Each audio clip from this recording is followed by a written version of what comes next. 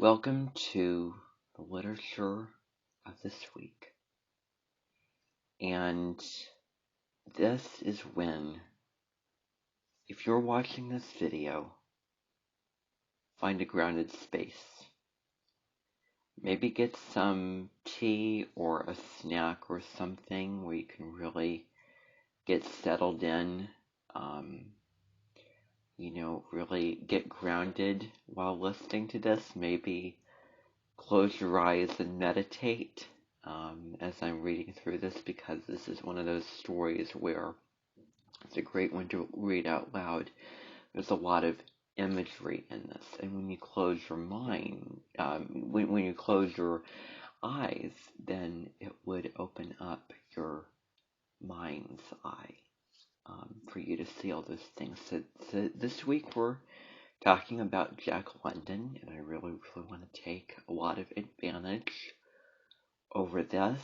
And I was really thinking about a way where, I wouldn't want so many options that it would overwhelm me, but I don't want to close myself up to those options. So what is the answer?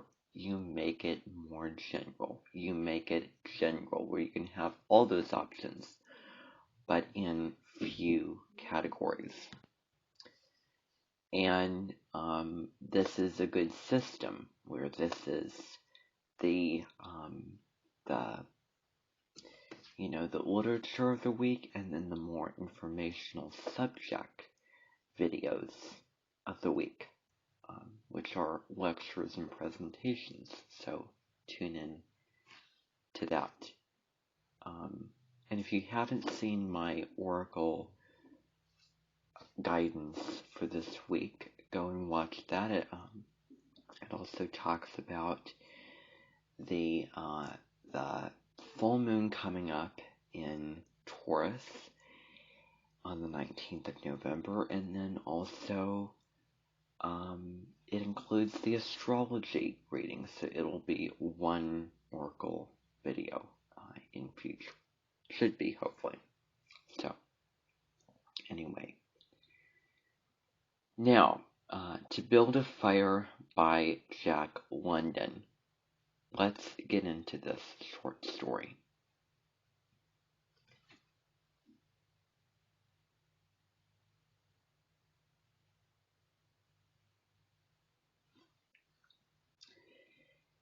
Day had broken, cold and gray, exceedingly cold and gray, where the man turned aside from the main Yukon Trail and climbed the high earth bank, where a dim and little traveled trail led eastward through the fat spruce timberland. It was a steep bank, and he paused for breath at the top, excusing the act to himself by looking at his watch. It was 9 o'clock. There was no sun, nor a hint of sun, though there was not a cloud in the sky. It was a clear day, and yet there seemed an intangible pale over the face of things,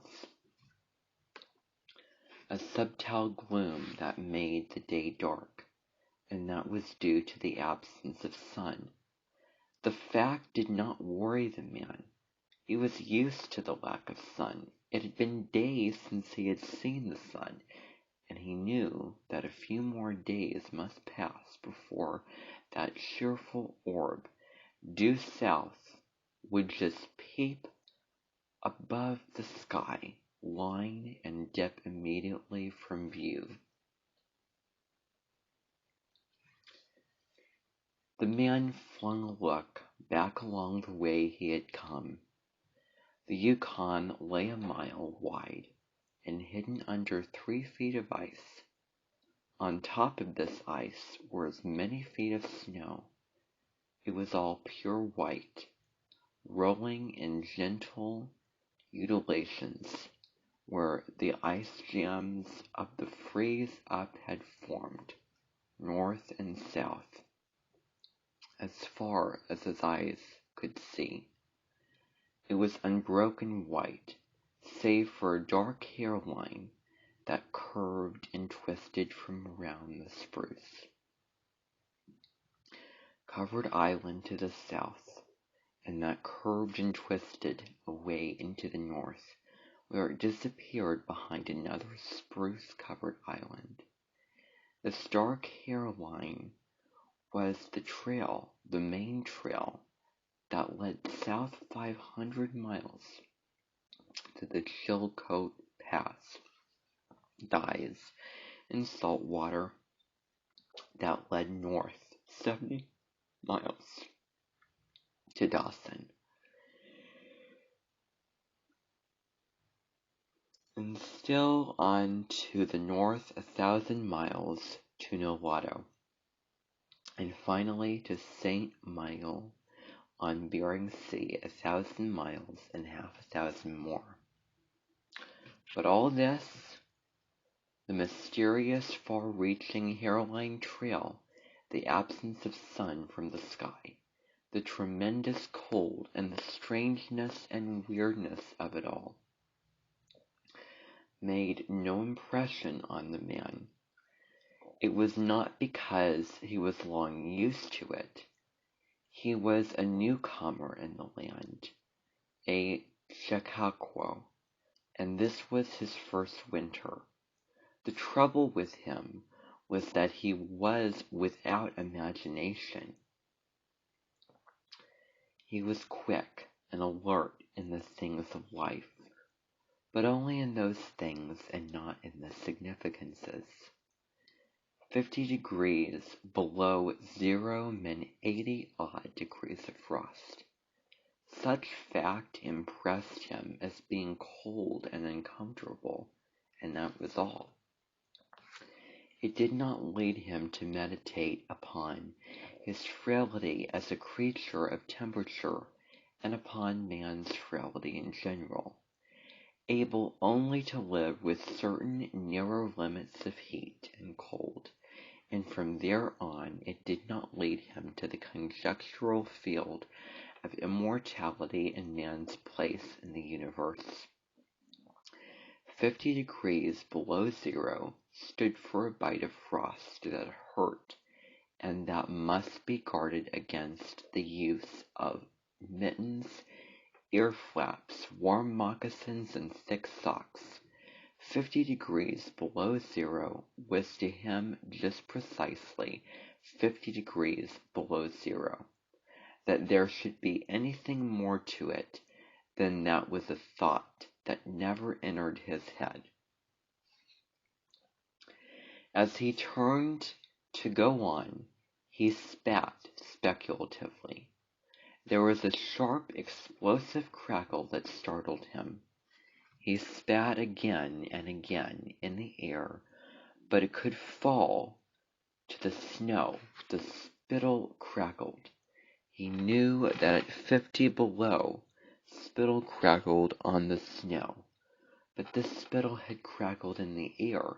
Undoubtedly it was colder than 50 below. How much colder he did not know, but the temperature did not matter. He was bound for the old claim on the left fork of Henderson Creek, where the boys were already.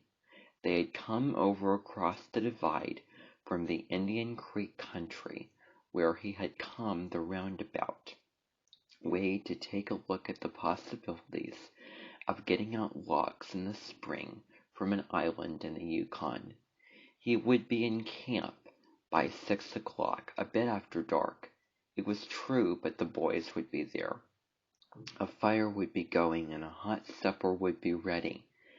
As for lunch, he pressed his hand against the protruding bundle under his jacket. It was under his shirt, wrapped up in a handkerchief and lying against the naked skin. It was the only way to keep biscuits from freezing. He smiled agreeably to himself as he thought of those biscuits, each cut open and sopped in bacon grease, and each enclosing a generous slice of fried bacon. He plunged in among the big spruce trees. The trail was faint. A foot of snow had fallen since the last sled had passed over, and he was glad he was without a sled, traveling light. In fact, he carried nothing but the lunch wrapped in the handkerchief. He was surprised, however, at the cold. It certainly was cold, he concluded as he rubbed his numb nose and cheekbones with his mittened hand. He was a warm-whiskered man, but the hair on his face did not protect the high cheekbones and the eager nose that thrust itself aggressively into the frosty air. At the man's heels trotted a dog, a big native husky, the proper wolf dog, gray-coated and without any visible or temperamental difference from its brother, the wild wolf. The animal was depressed by the tremendous cold. It knew that it was no time for traveling. Its instinct told it a truer tale than was told to the man by the man's judgment. In reality, it was not merely colder than 50 below zero. It was colder than 60 below, than 70 below. It was 75 below zero.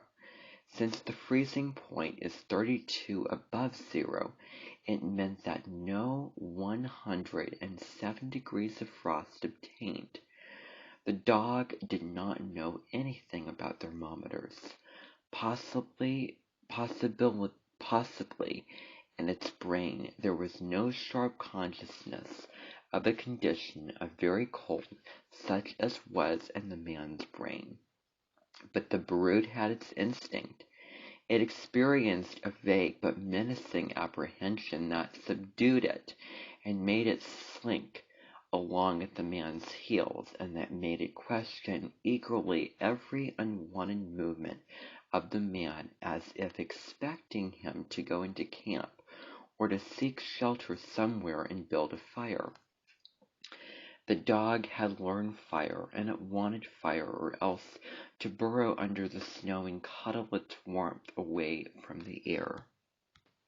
The frozen moisture of its breathing had settled on its fur in a fine powder of frost, and especially were its jaws, muzzle, and eyelashes whitened by its crystallized breath. The man's red beard and mustache were likewise frosted, but more solidly, the deposit taking the form of ice and increasing with every warm, moist breath was exhaled. Also, the man was chewing tobacco, and the muzzle of ice held his lips so rigidly that he was unable to clear his chin when he expelled the juice. The result was that a crystal beard of the color and solidity of amber was increasing its length on his chin. If he fell down, it would shatter itself like glass into brittle fragments. But he did not mind the appendage. It was the penalty all tobacco chewers paid in that country, and he had been out before in 2 cold snaps. They had not been so cold as this, he knew, but by the spirit thermometer at 60 Mile, he knew that he had been registered at 50 below and at 55. He held on through the level stretch of woods for several miles, crossed a wide flat of niggerheads, and dropped down a bank to the frozen bed of a small stream. This was Henderson Creek, and he knew that he was 10 miles from the forks. He looked at his watch. It was 10 o'clock. He was making 4 miles an hour, and he calculated that he would arrive at the forks at 12:30. he decided to celebrate that event by eating his lunch there. The dog dropped in again at his heels, with a tail drooping discouragement, as the man swung along the creek bed. The furrow of the old sled trail was plainly visible, but a dozen inches of snow covered the marks of the last runners. In a month, no man had come up or down that silent creek. The man held steadily on. He was not much given to thinking, and just then, particularly, he had nothing to think about, save that he would eat lunch at the Forks, and that at 6 o'clock he would be in camp with the boys. There was nobody to talk to. Had there been, speech would have been impossible because of the ice muzzle on his mouth. So he continued monotonously to chew tobacco and to increase the length of his amber beard. Once in a while, the thought reiterated itself that it was very cold and that he had never experienced such cold. As he walked along, he rubbed his cheekbones and nose with the back of his mittened hand. He did this automatically, now and again changing hands. But rub as he would, the instant he stopped, his cheekbones went numb, and the following instant the end of his nose went numb. He was sure to frost his cheeks, he knew that, and experienced a pang of regret that he had not devised a nose strap to the sort Bud wore in cold snaps. Such a strap passed around the cheeks as well and saved them, but it didn't matter much after all. What were frosted cheeks? A bit painful, that was all. They were never serious. Empty as the man's mind was of thoughts, he was keenly observant, and he noticed the changes in the creek, the curves and bends of timber, jams, and always he sharply noted where he placed his feet. Once coming around a bend, he shied abruptly, like a startled horse, curved away from the place where he had been walking, and retreated several paces back along the trail. The creek, he knew, was frozen clear to the bottom. No creek could contain water in that Arctic winter, but he knew that there were springs that bubbled out from the hillsides and ran along under the snow and on top of the ice of the creek. He knew that the coldest snaps never froze these springs, and he knew likewise their danger. They were traps. They hid pools of water under the snow that might be 3 inches deep or 3 feet. Sometimes a skin of ice half an inch thick covered them, and in turn was covered by the snow. Sometimes there were alternate layers of water and ice skin, so that when one broke through, he kept on breaking through for a while, sometimes wetting himself to the waist. That was why he had shied in such panic. He had felt the give under his feet, and heard the crackle of a snow-hidden ice skin, and to get his feet wet in such a temperature meant trouble and danger. At the very least, it meant delay, for he would be forced to stop and build a fire, and under its protection to bare his feet when he dried his socks and moccasins. He stood and studied the creek bed and its banks, and decided that the flow of water came from the right. He reflected a while, rubbing his nose and cheeks, and skirted to the left, stepping gingerly and testing the footing for each step. Once clear of the danger, he took a fresh chew of tobacco and swung along at his 4-mile gait. In the course of the next 2 hours, he came upon several similar traps. Usually the snow above the hidden pools had a sunken, candied appearance that advertised the danger. Once again, however, he had a close call, and once suspecting danger, he compelled the dog to go on in front. The dog did not want to go. It hung back until the man shoved it forward, and then it went quickly across the white, unbroken surface. Suddenly it broke through, floundered to one side, and got away to firmer footing. It had wet his 4 feet and legs, and almost immediately the water that clung to it turned to ice. It made quick efforts to lick the ice off his legs, then dropped down in the snow and began to bite out the ice that had formed between the toes. This was a matter of instinct. To permit the ice to remain would mean sore feet. It did not know this. It merely obeyed the mysterious prompting that arose from the deep crypts of its being. But the man knew, having achieved a judgment on the subject, that he removed the mitten from his right hand and helped tear up the ice particles. He did not expose his fingers more than a minute, and was astonished at the swift numbness that smote them. It certainly was cold. He put on the mitten hastily, and beat the hand savagely across his chest.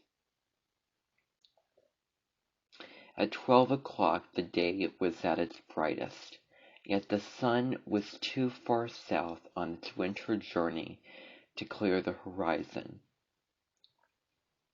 The bulge of the earth intervened between it and Henderson Creek, where the man walked under a clear sky at noon and cast no shadow. At 12:30 to the minute, he arrived at the forks of the creek. He was pleased at the speed he had made. If he kept it up, he would certainly be with the boys by 6. He unbuttoned his jacket and shirt and drew forth his lunch. This action consumed no more than a quarter of a minute. Yet, in that brief moment, the numbness laid hold of the exposed fingers. He did not put the mitten on, but instead struck his fingers a dozen sharp snatches against his leg. Then he sat down on a snow-covered log to eat. The sting that followed upon the striking of his fingers against his leg ceased so quickly that he was startled. He had had no chance to take a bite of biscuit. He struck the fingers repeatedly and returned them to the mitten, baring the other hand for the purpose of eating. He tried to take a mouthful, but the ice muzzle prevented. He was forbidden to build a fire and thaw out. He chuckled at his foolishness, and as he chuckled, he noted the numbness creeping into his exposed fingers. Also, he noted that the stinging, which had first come to his toes when he sat down, was already passing away.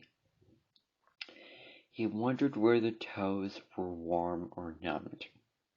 He moved them inside the moccasins and decided that they were numbed.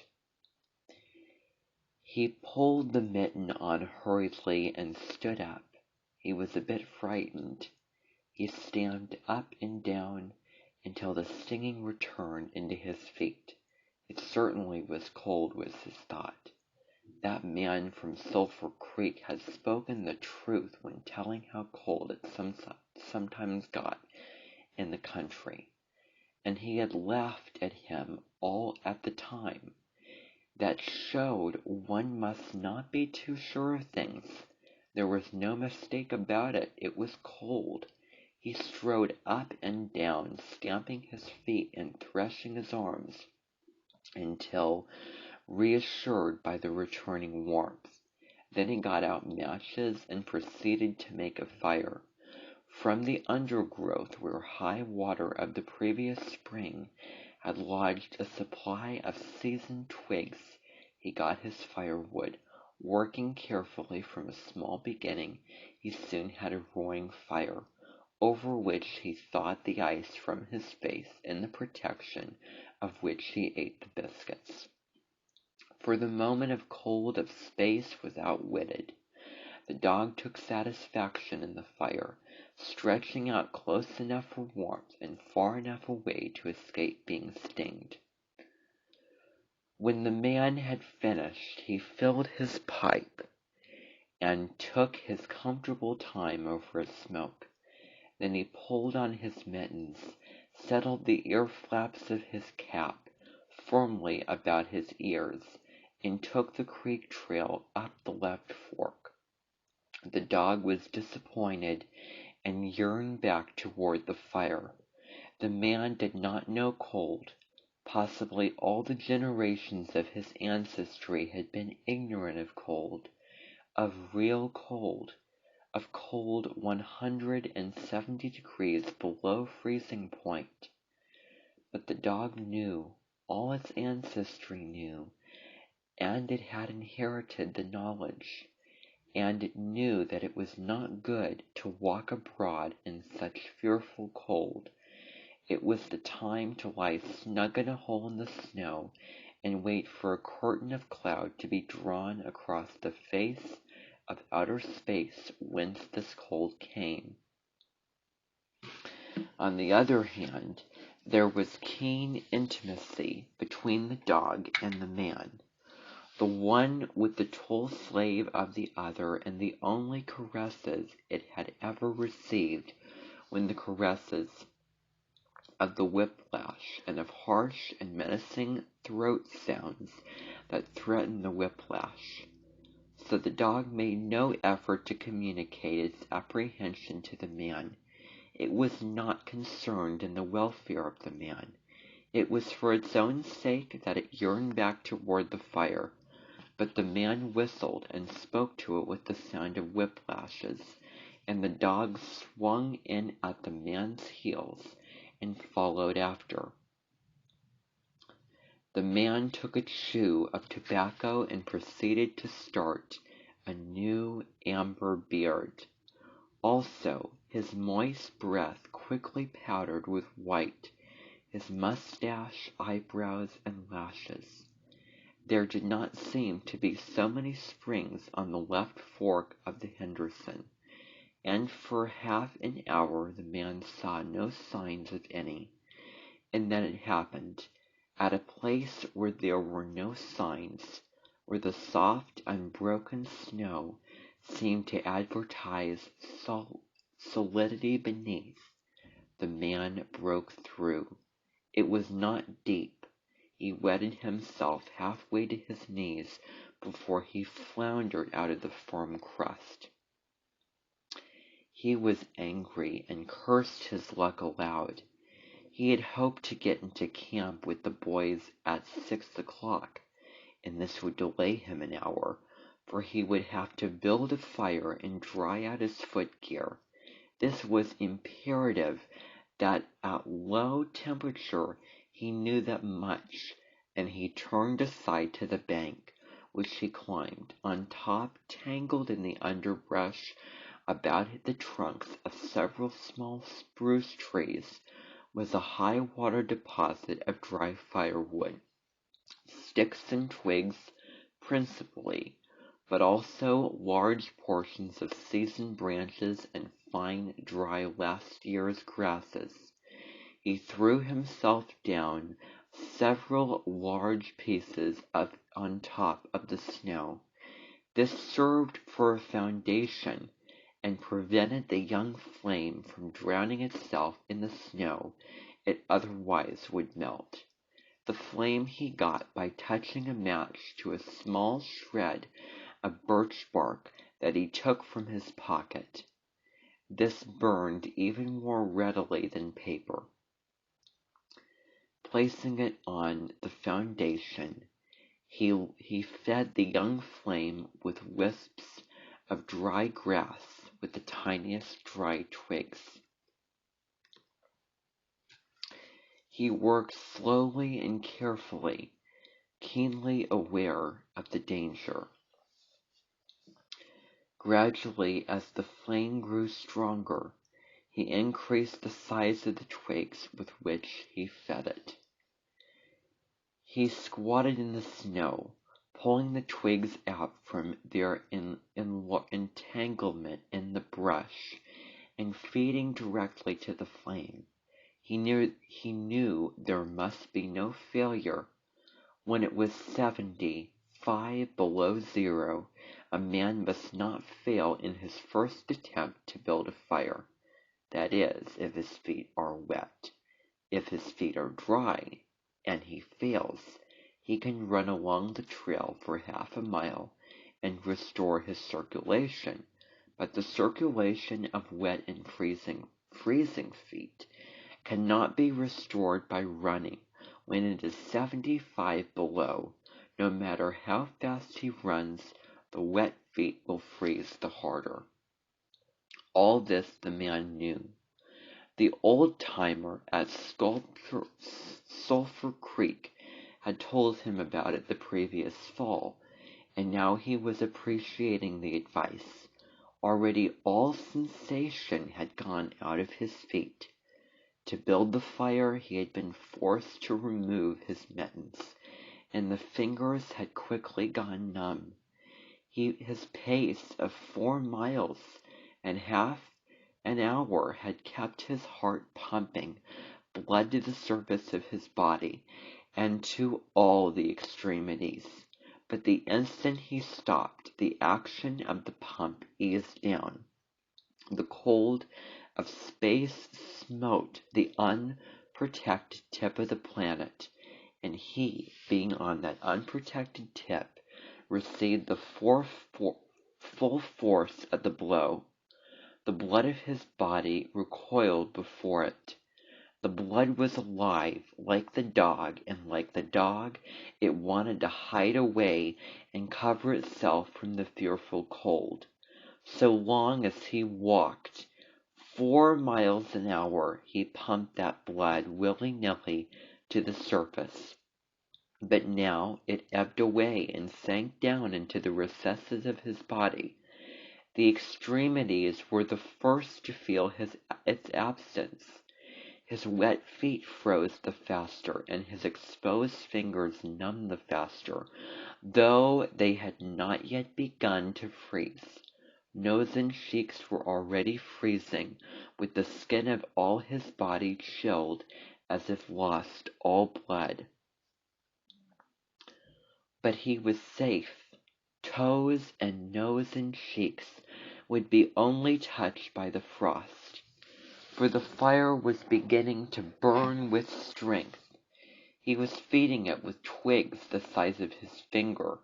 In another minute he would be able to feed it with the branches the size of his wrist, and then he could remove his wet footgear, and while it dried, he could keep his naked feet warm by the fire, rubbing them at first, of course, with snow. The fire was a success. He was safe. He remembered the advice of the old-timer at Sulphur Creek and smiled. The old-timer had been very serious in laying down the law that no man must travel alone in the Klondike after 50 below. Well, here it was. He had had the accident, he was alone, and he had saved himself. Those old-timers were rather womanish. Some of them, he thought. All a man had to do was keep his head, and he was all right. Any man who was a man could travel alone. but it was surprising the rapidity of which his cheeks and nose were freezing, and he had not thought his fingers could go lifeless in so short a lifetime. Lifeless they were, for he could scarcely make them move together to grip a twig, and they seemed remote from his body and from him. When he touched a twig, he had to look and see whether or not he had hold of it. The wires were pretty well down between him and his finger ends, all of which counted for little. There was the fire, snapping and crackling and promising life with every dancing flame. He started to untie his moccasins. They were coated with ice. The thick German soles were like shafts of iron halfway to his knees, and the moccasin strings were like rods of steel, all twisted and knotted, all as by some conflagration. For a moment he tugged with his numb fingers. Then, realizing the folly of it, he drew his sheath knife. But before he could cut the strings, it happened. It was his own fault, or rather his mistake. He should not have built the fire under the spruce tree. He should have built it out into the open. But it had been easier to pull the twigs from the brush and drop them directly on the fire. Now the tree under which he had done this carried a weight of snow on its boughs. No wind had blown for weeks, and each bough was fully heightened. Each time he had pulled a twig, he had communicated a slight agitation to the tree, an imperceptible agitation, so far as he was concerned, but an agitation sufficient to bring about the disaster. High up in the tree, one bough capsized its load of snow. This fell on the boughs beneath, capsizing them. This process continued, spreading out and involving the whole tree. It grew like an avalanche, and it descended without warning upon the man at the fire.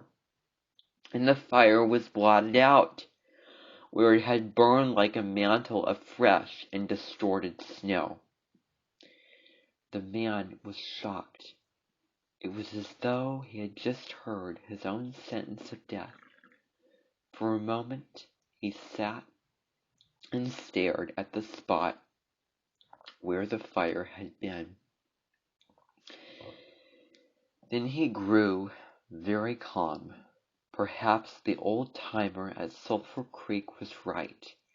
If he had only had a trail mate, he would have been in no danger now. The trail mate could have built the fire. Well, it was up to him to build the fire over again, and the second time there must be no failure. Even if he succeeded, he would most likely lose some toes. His feet must be badly frozen by now, and there would be some time before the second fire was ready.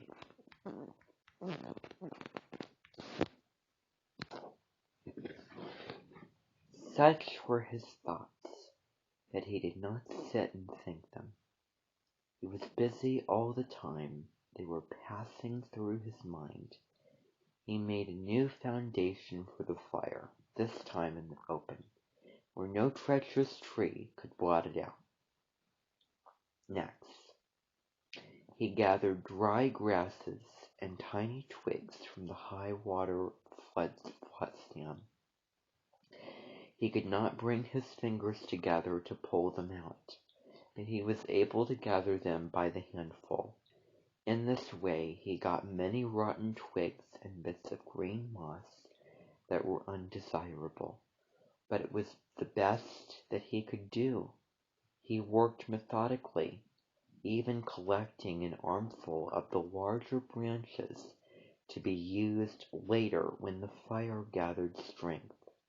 And all the while the dog sat and watched him, a certain yearning wistfulness in his eyes, for it looked upon him as the fire provider, and the fire was slow in coming.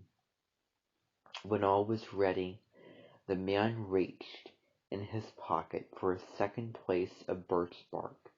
He knew the bark was there, and though he could not feel it with his fingers, he could hear its crisp rustling as he fumbled for it. Try as he would, he could not clutch hold of it, and all the time in his consciousness was the knowledge that each instant his feet were freezing. This thought tended to put him in a panic, but he fought against it and kept calm. He pulled on the mittens with his teeth, and threshed his arms back and forth, beating his hands with all his might against his sides. He did this sitting down, and he stood up to do it, and all the while the dog sat in the snow, its wolf brush of a tall curled all around warmly over his forehead. Its sharp wolf ears pricked forward intently as it watched the man, and the man, as he beat and threshed with his arms and hands, felt a great surge of envy as he regarded the creature that was warm and secure in its natural covering. After a time he was aware of the first faraway signals of sensation in his beaten fingers. The faint tingling grew stronger till it evolved into a stinging ache that was excruciating, but which the tail hailed with satisfaction. He stripped the mitten from his right hand and fetched forth the birch bark. The exposed fingers were quickly going numb again. Next he brought out his bunch of sulphur matches. But the tremendous cold had already driven the life out of his fingers. In his effort to separate one match from the others, the whole bunch fell in the snow. He tried to pick it out of the snow, but failed. The dead fingers could neither touch nor clutch. He was very careful. He drove the thought of his freezing feet and nose and cheeks out of his mind, devoting his whole soul to the matches, and watched, under the sense of vision in place of that of touch, and when he saw his fingers on each side the bunch, he closed them, that is, he willed to close them, for the wires were drawn, and the fingers did not obey. He pulled the mitten on his right hand and beat it fiercely against his knee. Then, with both mittened hands, he scooped the bunch of matches along with much snow into his lap, yet he was no better off. After some manipulation, he managed to get to the birch, a bunch between the heels of his mittened hands. In this fashion he carried it to his mouth. The ice crackled and snapped when by a violent effort he opened his mouth. He drew the lower jaw in, curled his upper lip out of the way, and scraped the bunch with his upper teeth in order to separate a match. He succeeded in getting one, which he dropped on his lap. He was no better off, and he could not pick it up. Then he devised a way. He picked it up in his teeth and scratched it on his leg. 20 times he scratched before he succeeded in lighting it. As it flamed, he held it with his teeth to the birch bark, but the burning brimstone went up his nostrils and into his lungs, causing him to cough spasmodically. The match fell into the snow, and went out.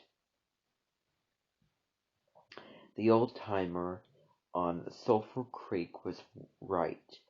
He thought in the moment of controlled despair that ensued after 50 below a man should travel with a partner. He beat his hands, but failed in exciting any sensation. Suddenly he bared both hands, removing the mittens with his teeth. He caught the whole bunch between the heels of his hands. His arm muscles, not being frozen, enabled him to press his hand heels tightly against the matches. Then he scratched the bunch along his leg. It flared into flame, 70 sulphur matches at once. There was no wind to blow them out. He held his head to one side to escape the strangling fumes, and held the blazing bunch to the birch bark. As he so held it, he became aware of sensation in his hand. His feet were burning. He could smell it. Deep down below the surface he could feel it. The sensation developed into pain that grew acute, and still he endured it, holding the flame of the matches clumsily to the bank that would not light readily because his own burning hands were in the way, absorbing most of the flame. At last, when he could endure no more, he jerked his hands apart. The blazing matches fell sizzling into the snow, but the birch bark was alight. He began laying dry grasses and the tiniest twigs on the flame. He could not pick and choose, for he had to lift the fuel between the heels of his hands. Small pieces of rotten wood and green moss clung to the twigs, and he bit them off as well as he could with his teeth. He cherished the flame carefully and awkwardly. It meant life, and it must not perish. The withdrawal of blood from the surface of his body now made him begin to shiver, and he grew more awkwardly. A large piece of green moss fell squarely on the little fire. He tried to poke it out with his fingers, but his shivering frame made him poke too far, and he disrupted the nucleus of the little fire, the burning grasses and tiny twigs separating and scattering. He tried to poke them together again, but in spite of his tenseness of his effort, his shivering got away with him, and the twigs were hopelessly scattered. Each twig gushed a puff of smoke and went out. The fire provider had failed. As he looked apathically about him, his eyes chanced on the dog sitting across the ruins of the fire from him, in the snow, making restless, hunching movements, slightly lifting one forefoot and then the other, shifting its weight back and forth on them with wishful eagerness. The sight of the dog put a wild idea into his head. He remembered the tale of the man caught in a blizzard who killed a steer and crawled into the carcass, and so he was saved. He would kill the dog and bury his hands in the warm body until the numbness went out of them. Then he could build another fire. He spoke to the dog, calling it to him, but in his voice was a strange note of fear that frightened the animal, who had never known the man to speak in such way before. Something was the matter.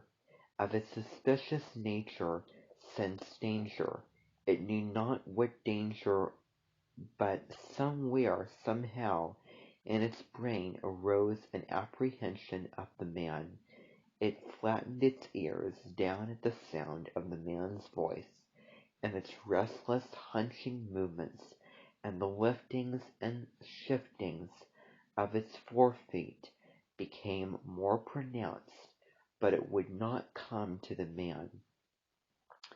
He got to his hands and knees and crawled toward the dog. This unusual posture again excited suspicion, and the animal sidled menacingly away. The man sat up in the snow for a moment and struggled for calmness. Then he put on his mittens by means of his teeth and got upon his feet. He glanced down at first in order to assure himself that he was really standing up, for the absence of sensation in his feet left him unrelated to the earth. His erect position in itself started to drive the webs of suspicion from the dog's mind, and when he spoke peremptorily with the sound of whiplashes in his voice, the dog rendered its customary allegiance and came to him. As it came with reaching distance, the man lost his control. His arms flashed out to the dog, and he experienced genuine surprise when he discovered that his hands could not clutch, that there was neither bend nor feeling in his fingers, in the lingers. He had forgotten that the moment that they were frozen, and that they were freezing more and more. All this happened quickly, and before the animal could get away, he encircled its body with his arms. He sat down in the snow, and in this fashion held the dog while it snarled and whined and struggled. But it was all he could do, hold its body encircled in his arms and sit there. He realized that he could not kill the dog. There was no way to do it. With his helpless hands, he could neither draw nor hold his sheath knife, nor throttle the animal. He released it, and it plunged wildly away, with tail between its legs, and still snarling. It halted 40 feet away and surveyed him curiously. With ears sharply pricked forward, the man looked down at his hands in order to locate them, and found them hanging on the ends of his arms. It struck him as curious that one should have to use his eyes in order to find out where his hands were. He began threshing his arms back and forth, beating the mittened hands against his sides. He did this for 5 minutes, violently, and his heart pumped enough blood up to the surface to put a stop to his shivering, but no sensation was aroused in his hands. He had an impression that they hung like weights on the ends of his arms, but when he tried to run the impression down, he could not find it. A certain fear of death, dull and oppressive, came to him. This fear quickly became poignant as he released it, as he realized that it was no longer a mere matter of freezing his fingers and toes, or of losing his hands and feet, but that it was a matter of life and death with the chances against him. This threw him into a panic, and he turned and ran up the creek bed along the old den trail. The dog joined in behind and kept up with him. He ran blindly, without intention, in fear such as he had never known in his life. Slowly as he plunged and floundered through the snow, he began to see things again. The banks of the creek, the old timber jams, the leafless aspens, and the sky. The running made him feel better. He did not shiver. Maybe, if he ran on, his feet would thaw out, and anyway, if he ran far enough, he would reach camp and the boys. Without doubt he would lose some fingers and toes and some of his face, but the boys would take care of him and save the rest of him when he got there. And at the same time, there was another thought in his mind that said he would never get to the camp and the boys, that it was too many miles away, that the freezing had too great a start on him, and that he would soon be stiff and dead. This thought he kept in the background and refused to consider. Sometimes it pushed itself forward and demanded to be heard, but he thrust it back and strove to think of other things. It struck him as curious that he could run at all on feet so frozen that he could not feel them when they struck the earth and took the weight of his body.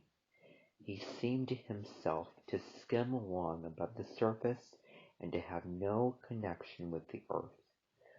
Somewhere he had once seen a winged Mercury, and he wondered if Mercury felt as he felt when skimming over the earth. His theory of running until he reached camp and the boys had one flaw in it. He lacked the endurance. Several times he stumbled, and finally he tottered, crumbled up, and fell. When he tried to rise, he failed. He must sit and rest, he decided, and next time he would merely walk and keep on going. As he sat and regained his breath, he noted that he was feeling quite warm and comfortable. He was not shivering, and it even seemed that a warm glow had come to his chest and trunk, and yet when he touched his nose or cheeks, there was no sensation. Running would not thaw them out, nor would it thaw out his hands and feet. Then the thought came to him that the frozen portions of his body must be extending. He tried to keep his thought down, to forget, to think of something else. He was aware of the panicky feeling that it caused, and he was afraid of the panic, but the thought asserted itself and persisted until it produced a vision of his body, totally frozen. This was too much, and he made another wild run along the trail. Once he slowed down to a walk, but the thought of the freezing extended himself and made him run again. And all this time the dog ran with him at his heels. When he fell down a second time, it curled his tail over its 4 feet and sat in front of him, facing him, curiously intent and eager. The warmth and security of the animal angered him, and he cursed it till it flattered down its ears appeasingly. This time the shivering came more quickly upon the man. He was losing in this battle with the frost. It was creeping into his body from all sides. The thought of it drove him on, but he ran no more than 100 feet. When he staggered and pitched headlong, it was his last panic. When he had recovered his breath and control, he sat up and entertained in his mind the conception of meeting death with dignity. However, the conception did not come to him in such terms. His idea of it had been making a fool of himself, running around like a chicken with its head caught up.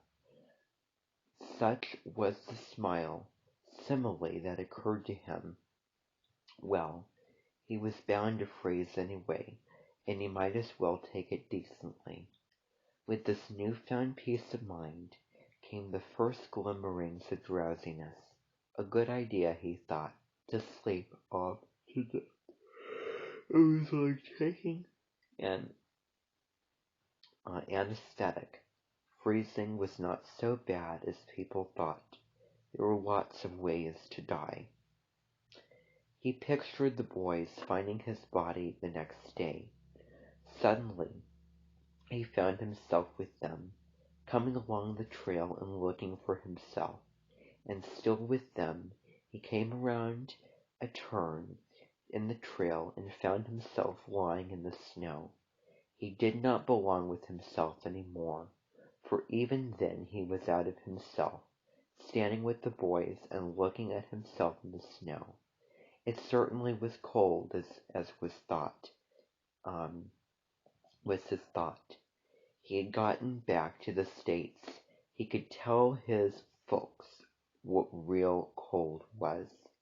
He drifted on from this to a vision of the old-timer on Sulphur Creek. He could see him quite clearly, warm and comfortable, and smoking a pipe. "You were right, old boss, you were right," the man mumbled to the old-timer of Sulphur Creek. Then the man drowsed off into what seemed to him the most comfortable and satisfying sleep that he had ever known. The dog sat facing him and waiting. The brief day drew to a close in a long, slow twilight. There were no signs of a fire to be made, and besides, never in the dog's experience had it known a man to sit like that in the snow and make a fire. As the twilight drew on, its eager yearning for the fire mastered it, and with a great lifting and shifting of forefeet, it whined softly, then flattered its ears down in anticipation of being shedden by a man. But the man remained silent. Later the dog whined loudly, and still later it crept close to the man and caught the scent of death. This made the animal bristle and back away. A little longer it delayed, howling under stars that leaped and danced and shone brightly in the cold sky. Then it turned and trotted up the trail in the direction of the camp at noon, where were the other food providers and fire providers.